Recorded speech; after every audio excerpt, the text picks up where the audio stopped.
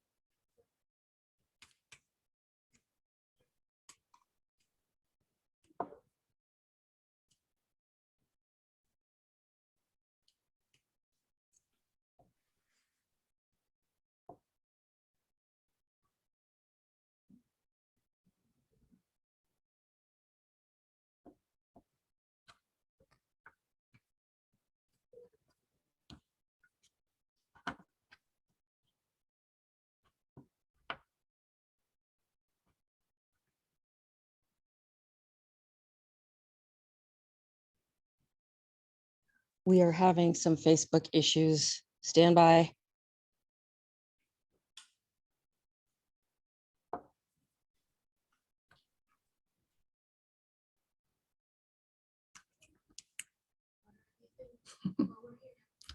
Yeah, actually, thank you. I appreciate it.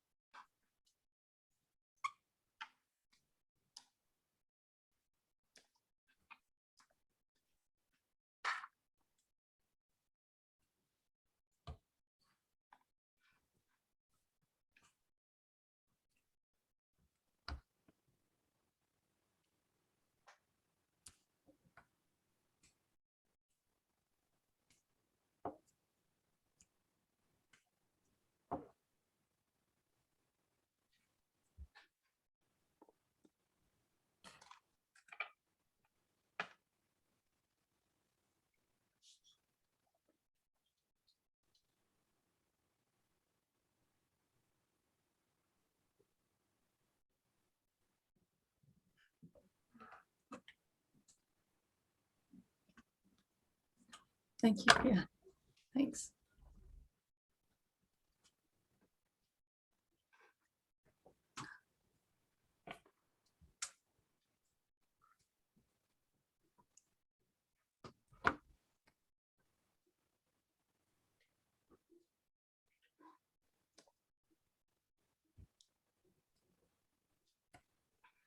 Welcome everybody to this special Texas Values online event celebrating 30 days since the Roe versus Wade decision, since Roe versus Wade was overturned by the U.S. Supreme Court. I'm Jonathan Saenz, president of Texas Values. It's good to be with you on this Monday afternoon. And there certainly is a lot to celebrate, a lot to reflect on, but there's also a lot to think about moving forward and to take in, since it's been over 4 weeks since the U.S. Supreme Court said that Roe versus Wade, a Texas case that allowed abortion through all 9 months of pregnancy, is no more. They've overruled that case. They also overruled another significant U.S. Supreme Court decision, just in case you haven't heard. And I'm sure you have if you're a supporter of Texas Values, but you might want a little bit more insight on what has happened since then. There's certainly no question that those that support abortion, people in the media and others, have done a lot of work to confuse people or make it unclear about where the law stands and what's really happening on these issues moving forward. We now see a lot of the debate shifting towards what's happening in the states, as well as what we see some people in the Biden administration at the federal government trying to do to stop what now is one of the most important decisions that the U.S. Supreme Court has ever made. And I'm glad I'm not here by myself to try to talk to you about some of this, to explain it, and to give you some insight and encouragement on these issues in our conversation today. I'm going to be joined by a member of the Texas Values team, Irina Grosu, and also some people you've probably heard of. Marjorie Dannenfelser from Susan B. Anthony List, one of the most widely recognized pro-life groups across the country, and also our good friend, Mary Szoch from Family Research Council. So it's great to be with y'all, though, to talk about these issues. And look, we've got an important conversation to have. So if you're watching on Facebook, like this post, share it. Let's get it into some groups. Let's get those numbers up. I'm actually going to do that right now. Okay, on my phone, I'm going to share this to my personal page. So you know that, I like to practice what I preach, and we hope that you will do the same. Let me just push my share here to my post. There it is. Okay. Hopefully you will follow along with me. I want to start this important conversation with one of the most widely recognized names, voices, and individuals in the pro-life movement, and that is Marjorie Dannenfelser from Susan B. Anthony List. This is a wonderful national organization. If you're not familiar with it, I'll give her an opportunity to talk a little bit about her group as well. But they do work not only in D.C., but in all 50 states. I've seen some of their great individuals like Sue Liebel and Jessica Colon doing great work here in our state. And Marjorie's going to talk a little bit about some of that, but also some things that matter right in your own community, even though they're a national organization. Marjorie, welcome to our Facebook event and live broadcast today to talk about 30 days post-Roe. Thank you. And what a privilege to be speaking to this Texas family, the place where Roe began, and where you actually led quickly to its beginning, especially given the law that you passed. The 12-week limit in that creative way that you did made an enormous difference, I believe, in our future success.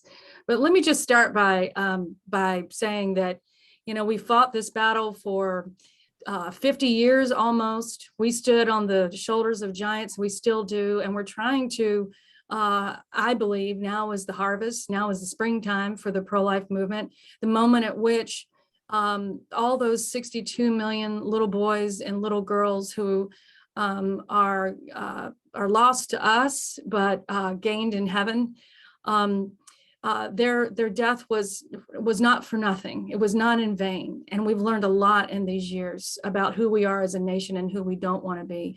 So what a beautiful launching point at this moment in our culture, where we need a bright light of virtue and faith and hope, that this moment would come now. And I believe that this is certainly the beginning of the saving of many children's lives, the hope and healing for women across the country who need our help, and not a pill or an abortion and the door slamming behind them.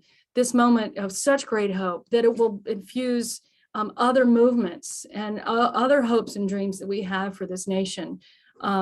Because of the incredible bright light that this moment is, and what it means for the country, and what these new boys and girls entering the world to do things that only they could do, sent with mission and purpose and knowledge from their creator. Only they could do these things, and now they will be allowed to do that, and we will be less dysfunctional as a nation because of it. We certainly have our work cut out for us.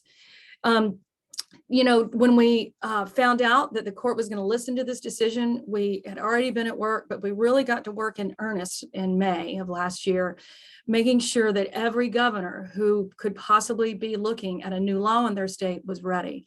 It was a moment where most people, to be honest, even governors, not yours, many were thinking, I'm not really sure. It's sort of hard to believe Roe versus Wade be overturned. We'll see, right? And Marjorie, you'll recall that you and I got to meet in person for the first time when you were in Texas, right? To your point of, and our governor was there. Governor Greg Abbott was at that event. This was a month or two before the Roe versus Wade decision came down, and obviously it wasn't your first time in Texas. Your team's been working there and laying a lot of groundwork and foundation. We worked together with a member of your team on some state legislation last year that the governor signed into law. But even in Texas, you were spending time, members of your team were spending time to get ready for, and many of us were hoping for, right? We thought the signs were pointing to Roe versus Wade being overturned, the leaked opinion and certain other things, the members of the court But even in Texas, I just want to acknowledge, it was great to meet you in person and see you spending time and acknowledging the importance of the state of Texas. And I'm sure you were doing great work in other parts of the country as well. Yeah, we are, each of those governors that we met with before gradually became very clear, yes, it's coming our way. We help them prepare with our allies always on the ground. But the most important thing is that is lives saved. So far, 11 states have either completely banned abortion or have limited it to heartbeat, like in Texas. I always consider that first stop justice. That's what we must do. And we've got, and many other states are in the works right now, and that we could get to perhaps 22 not very long from now. The other part, I think of it as the two wings of the dove. There's the justice and then there's the mercy, always working together.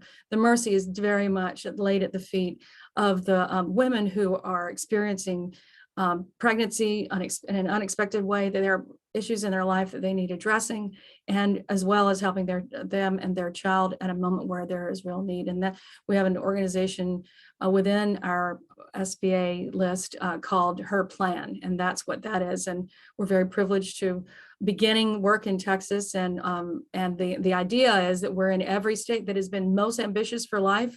We will be there with Her Plan to kind of knit together that social fabric, that network of supporters in every aspect of care for both. Well, and I want to come back to you in just a minute too, Marjorie, and let you give a little bit more detail about Her Plan, this wonderful program. And I met with members of your team, other members of our team have met with them as well. And so I want to hear more detail about that. I want to go next though to Mary Szoch from Family Research Council. She is the director of the Center for Human Dignity. We got to spend some time in DC. I think the last time we saw each other, we were standing on the steps in front of the US Supreme Court. You had your baby there, and and it was a unifying moment, right? I mean, this was the end of last year, but it was a moment where you could feel the pro-life movement coming together. You could feel some momentum, but here we are now 30 days since Roe versus Wade. It's hard for me to continue to say it sometimes, right? To believe it, that it's actually happened, but we're a month now removed from Roe versus Wade being overturned. Would love to hear about what the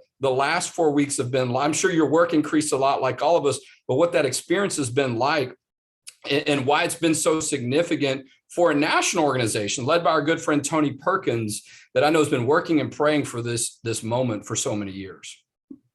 Thank you so much for having me. It's an honor to be here. And first, I'd just like to say hats off to Texas.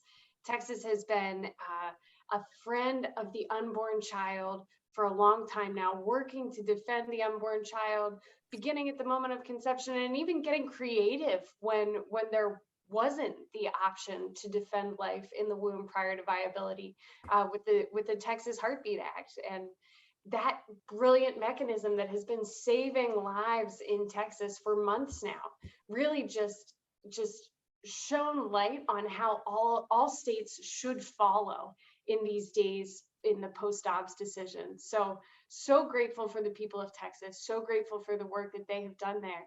Here at Family Research Council, we're working with pastors and legislators across the country, trying to equip legislators and pastors with the resources that they need on the life issues. So whether that be information about legislation at the state or federal level, places to point people, women who are in crisis pregnancy situations, who have found themselves unexpectedly pregnant and who are working through some challenges in their lives. We're using a lot of the Her Plan resources to point our pastors to where they can point the members of their flock who are in need, or where their parishioners can tell others that there is a place where you can find help. There is an option for you other than abortion, and your child has a future, and we'll be here for you along the way. We're working too to highlight the post-abortion healing programs that exist throughout the country, and to make sure that women know that there is forgiveness, there is hope, there is healing, and there is a promise of a good future. And there are options and places that people can go to receive that. And of course, as I said, we're working with legislators, both on the Hill and at the state level, to make sure that we protect life at the earliest stage possible. We'd love for everyone to take a page out of Texas's book and begin protecting unborn children with the same fervor that we've seen the people of Texas use.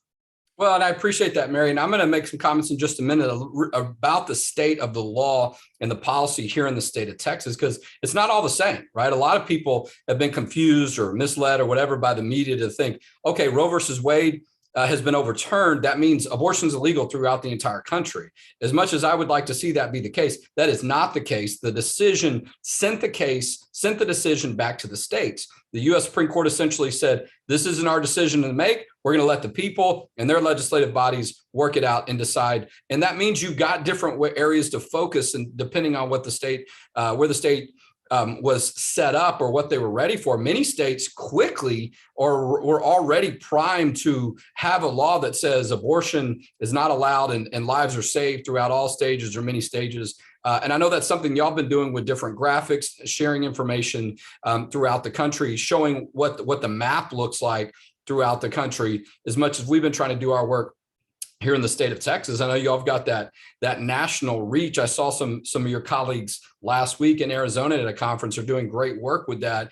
What has been sort of your experience though, when you've, have you seen, you mentioned the spiritual side, and I think that's important. I know Family Research Council does a lot of that. Are y'all seeing a lot of interest? And I would imagine women that are now looking for resources, wanting to know what's happening in my state so I can find out not only what the law is, but how that I could receive support. We've seen a lot of interest especially from our partners, our donors, those who view our media, wanting to know what they can tell women that they interact with. And that's really who the pro-life movement is, right? There's those of us who professionally work in the pro-life movement, but unlike the pro-abortion industry, which is made up primarily of people who are making money off abortion, the pro-life movement is made up of the people who are in the pews on Sunday. It's made up of the people who are praying outside the abortion clinics, of the people who every year have gone to the March for Life, who've handed out flyers to ensure that pro-life legislators are elected. And those are the people who want more information so that they can give it to all of the women that they interact with. Because the pro-life movement steps up to help people. And we've seen so many pro-lifers say, you're a woman in need. Do you need housing? I'll find you a place to live. You're a woman in need. You'd like to make an adoption plan for your child? I know a couple. I know an adoption agency that you can work with. I know a place where you can get diapers. That's what the pro-life movement is. And that's who I think is receiving most of our information right now. Look, I imagine that the needs are at a higher level than they've ever been. We've got a great website set up, TexasHeartbeatLaw.com. The website is not just about that law in the state of Texas. It also is a portal, a way for people to get connected with the over 300 pregnancy resource centers throughout the state of Texas. Over $100 million has been allocated in a 2-year cycle to support our Alternatives to Abortion program, which is funding that goes out to these pregnancy centers and other places to support women and children. I'm going to go to our good friend, Irina Grosu, who moves around a lot throughout the country, but definitely in the DC area. You know, Irina, and I appreciate the work that you've done with our team for now over a year. Speaking of anniversaries or milestones that we've hit, and it's been at really a great time where we saw these issues coming. We knew about some of the work that you've done, but that's allowed you to be out and about and talking to different groups, particularly in the last 30 days. And so I'd love to hear, the message that we all know, the excitement when the Dobbs decision came down, when Roe versus Wade was overturned, then quickly shifted to what we need to do next. And some of that's been defensive, right? Protecting ourselves from certain attacks, but really being ready to go into action. I'd love to hear sort of what your experience has been in the last 30 days and how important that's been that we were ready for this moment. Hi, Jonathan. Thank you very much. Yes, I mean, as Marjorie and Mary both said, this is such an exciting time in the history of America. We've been waiting for this decision for almost 50 years. We said we wanted to see it in our lifetime, and here it is. And now we're 1 month out, and it's just been very, very exciting, especially to see the states respond. And as Marjorie mentioned, there are a number of states that immediately went into effect and protected babies. And actually, what's happening at the state level, we know that Wyoming's law is going to go into effect and protect babies in 2 days, actually, and as well as North Dakota will in 3 days. And so more and more states are stepping up. Right now, actually today in Indiana, they're debating their pro-life protections. And so we will see even more states come on board. And I think that the groups are energized, and it's fine that national and state groups have different strategies. Some will focus on federal protections, federal bills like a federal heartbeat law, while others will look, especially in states that have that are abortion minded, on how to continue to limit abortions in those states. And we have our work cut out for us. We will have this influx of babies that will be born, and that's very, very exciting. And I think that where groups are focusing on helping to get more grants in the state levels, to get more resources for pregnancy centers, and to help with adoptions, these are all very positive signs, because as we shift now, the reality of babies being born and moms really needing support means that our pro-life groups just need to change some of their strategies as well. And I think this is a very exciting time. I love what SBA List is doing with her plan and other groups that are really showing what resources are available to women and children and families that are facing this. And we will just need to continue to protect life. As you said, there are some huge ways that the Biden administration is trying to attack what we've been doing, but we have the pro-life movement is on our side. People are pro-life, and I think that we were going to see more and more of these laws at the state level take place, and a lot of what's being pushed forward is actually unlawful. So I could talk a little bit more about that. Well, look, I want to shift to Texas for just a minute, and then I want to go back around and bring Marjorie Dannenfelser back in to talk about some of the work they're doing on the ground now that Roe versus Wade is overturned, talk about her plan and some things they've been planning on for quite some time, as all of us were hoping for that. But as I've said for many years, and as I learned in law school, the law is a teacher. What the Supreme Court says is allowed and is not allowed makes a difference. I think one of the biggest reasons that there are over 60 million babies that were lost from abortion because of abortion since 1973 is because the law allowed people to do that, and it suggested to them that this is okay. Now that you've had the Supreme Court say it's not a constitutional right to have an abortion, it's not our decision to make. There were states ready, legislators ready. The numbers were already moving in the direction of people wanting to support life. Now that Roe versus Wade is out of the way, right? Now we're seeing a clear expression of what the collectively people have wanted. And thankfully, so many legislatures were ready to move quickly. States like Texas were not in our legislative session. That was an odd year. That was last year. We had already worked on doing some things like the Texas heartbeat law. We were also able to refer back to what's considered our pre-Roe statutes, so laws that were in place before Roe versus Wade. That's because Roe versus Wade was a Texas case. Sometimes people don't realize that outside of the state of Texas. So in Texas, abortion's illegal through all stages of pregnancy, through all stages of development from conception. And so we're working on court cases right now to enforce it. Of course, the other side has pushed back. My understanding is, if not the last, one of the last abortion clinics in the state of Texas, Whole Women's Health, they left. Okay. They've already put up the white flag and said, we're moving out of the state of Texas, and they're shifting to other states. Now, I'm disappointed to hear they're now going to try to go over to New Mexico, where we have colleagues there as well.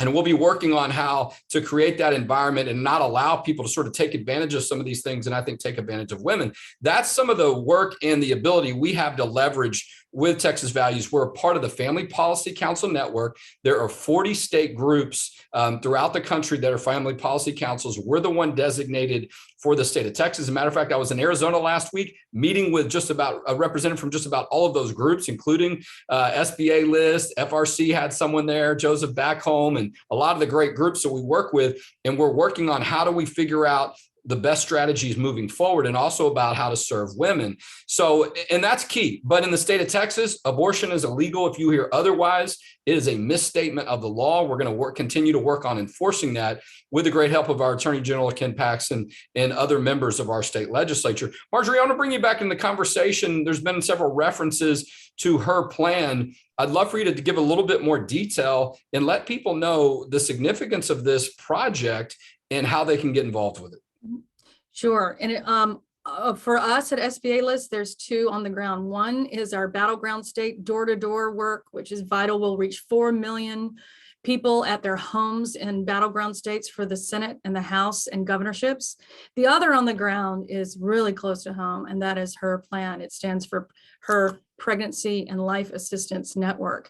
And we started this a couple of years ago with the idea that Roe versus Wade would be overturned. Behavior will change, but not completely, we hope. We hope that it changes, but it won't change completely, and that there will be more babies. And we need an answer to the question, what will she do and how will she care for her child, whether it's an adoption plan or herself? And so we really approach this in a really methodical way by looking at a full state, all the assets they have for mom and child, especially in the first 2 years of life, doing a complete analysis and making sure we mark out all over the state where those resources are in 7 categories of care. And they range from health and well-being services for women, medical services for mom and child, financial assistance and education, work opportunities, material and legal support, just physically the stuff that you have to have every day, but then also legal support, especially for women who are in domestic violence situations or are being trafficked. Prenatal diagnosis. Let me stop you there real quick, Marjorie, because I heard Sue Liebel, your great colleague, talking about this when we were in Arizona last week. Mm-hmm. And all the points you're making are important. Don't get me wrong, but I don't think people think about this a lot. The domestic violence issues, the human trafficking, how does that connect to the abortion issue? Because a lot of people are paying attention to this issue in a much bigger way than they ever did before because of the Supreme Court decision.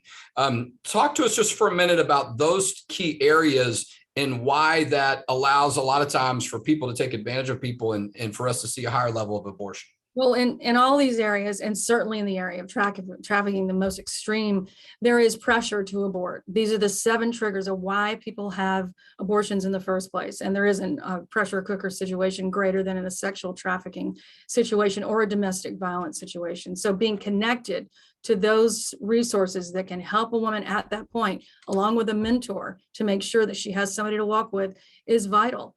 These abortions don't occur in a vacuum. They just don't. We have to be there for people who are really in need, and that's what her plan does.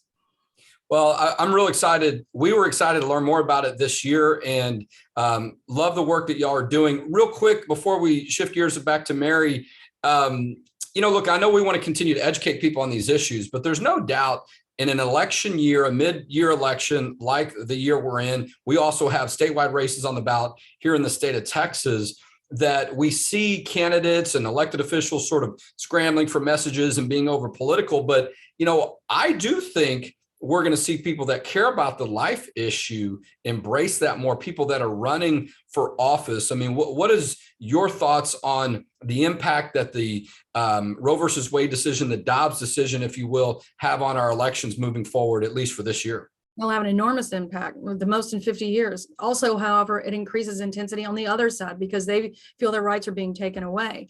And that's an intense moment.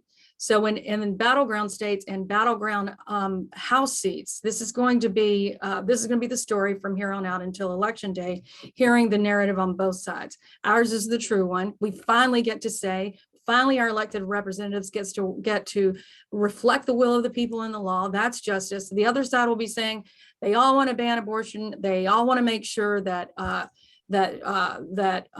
she won't get medical help if she needs it, that she'll be in prison because of miscarriages, all these lies. So that's what the political process and our engagement, why it's so necessary. It's why our original mission and still our central mission is politically driven to make sure that we have the legislators who do the work to pass laws that save lives.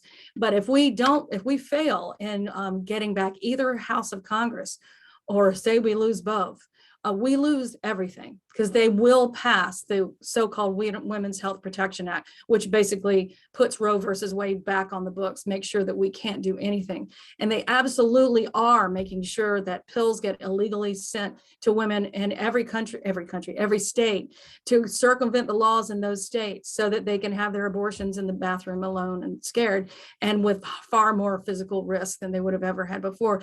The other side is not taking this well. They're violent. They're going to circumvent the law. They're going to do things on the administrative level during this presidency to try to overturn these laws. The battle has begun. I have to be honest that what I'm seeing among a lot of our pro-life friends is that they feel like the battle is over. And this is happening every day in conversations that I have. There is no sense that we can rest now. This is the beginning of the beautiful part that we've been working for. And we can't fall asleep at the wheel. No, look, I couldn't agree with you more. And I'm glad that you took time toward the end of your comments there to stress on that. I was in Arizona last week with one of my colleagues, Julaine Appling, who had her office firebombed because she's a pro-life nonprofit advocacy organization. We've seen the threats, we've seen the spray painting, we've seen the aggressiveness. I mean, we've seen them be very clear. I mean, they want people to die. They want our side to be intimidated. And a lot of that intimidation is against the pregnancy centers, the people that are doing that life-saving work every day, that are providing resources, not just there for the delivery of the baby and before, but for after the fact, getting job training, providing resources for the mother and the baby so they can survive, a lot of things that are key. And we've seen this aggression from the other side, or whatever side they're on. They're certainly are not on the side of life, and they want people to be afraid.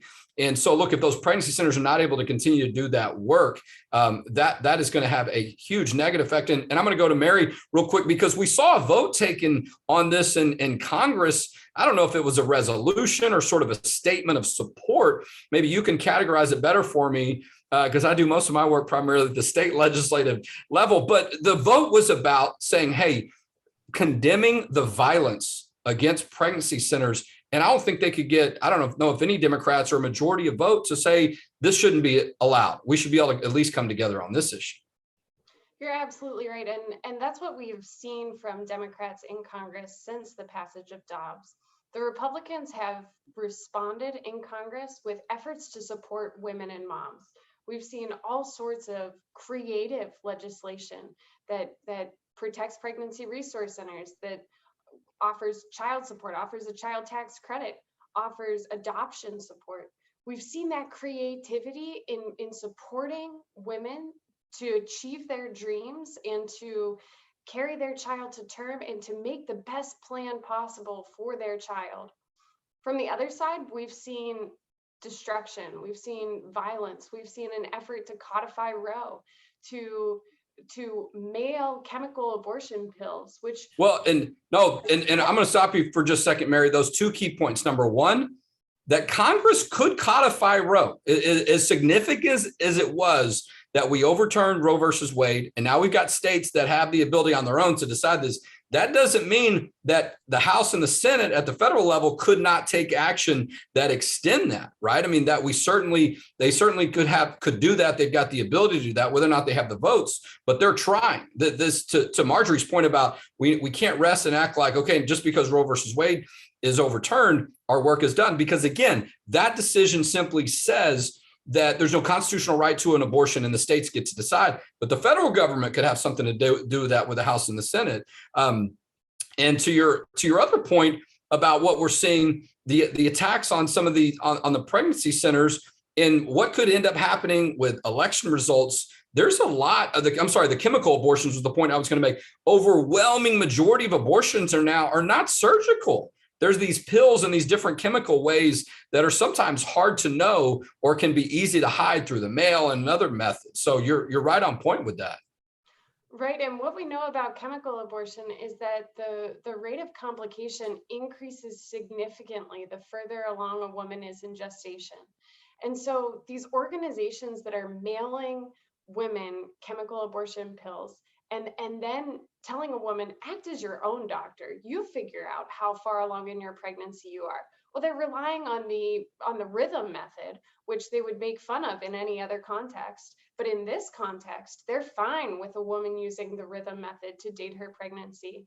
They're fine with a woman using her Dr. Google to figure out if she has an ectopic pregnancy or to figure out if she's Rh positive. And what they're really doing is they're not only putting the lives of unborn children in danger, which we all know is a horrific tragedy, but they're putting the lives of women in danger as well.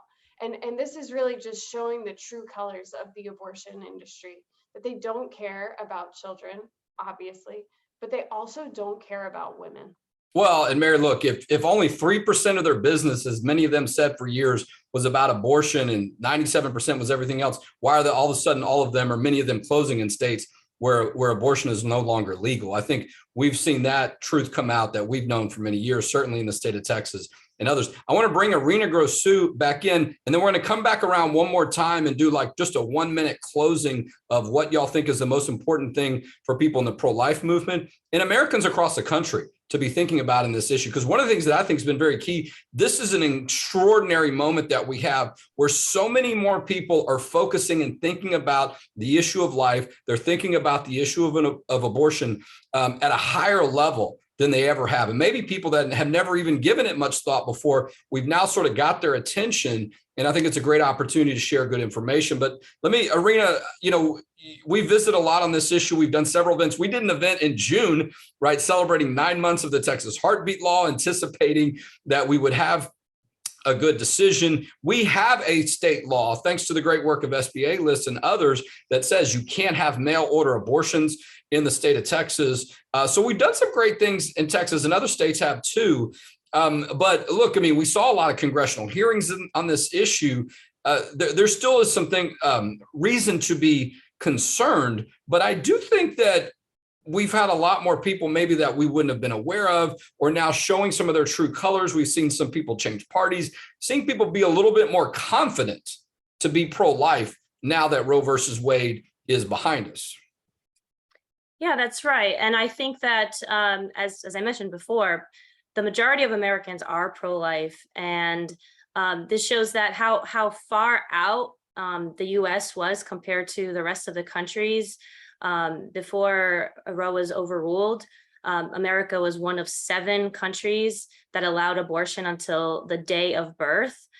We were just very, very extreme.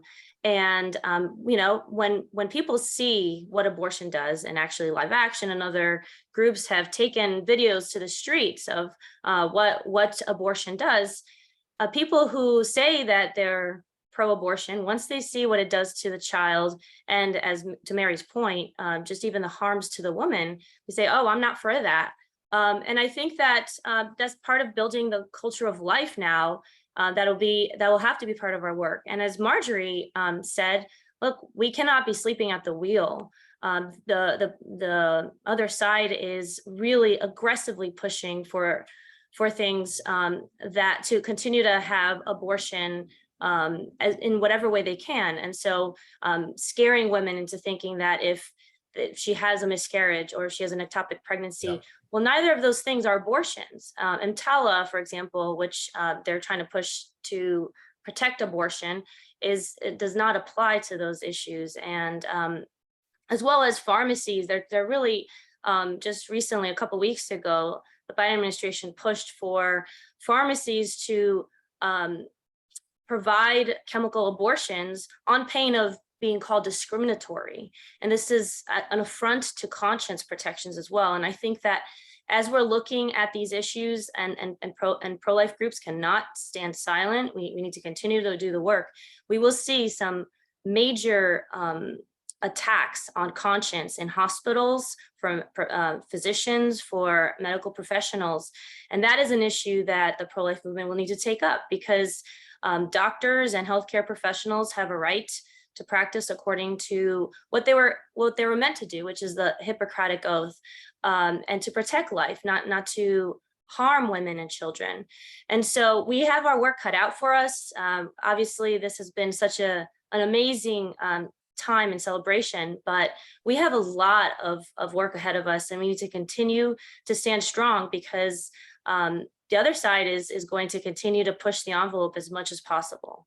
Well, and I want to make one comment. You're absolutely right. I want to make one comment, though, that we haven't touched on. And then I want to allow Mary, Marjorie to give kind of a final comment about what they think people should be thinking about across the country, or a good focus, maybe in the next 60, 90 days or the second half of this year. One of the things we're seeing a lot of activity on is where the issue of the economy and financial decisions intersect with the abortion decision, right? We're seeing some woke corporations, if you will, that are saying, I will pay for you to have abortion. I will pay for you to have time off. I will pay for you to fly to another state just so we can help you, take the life of your child. And I won't get into all the details and the arguments surrounding that, but we're seeing that. We're also seeing some states like Texas that say, if you're using your corporate money to do some of this, that violates laws like accomplice liability and other issues. So we're seeing sort of both sides recognize, and really it's no surprise the abortion movement would turn more to the economic side, because we feel that's what a lot of this has been about. But we're going to see some of those things play out. And look, and there might be some issues of law and policy or there that people haven't thought about in a while that work into our favor.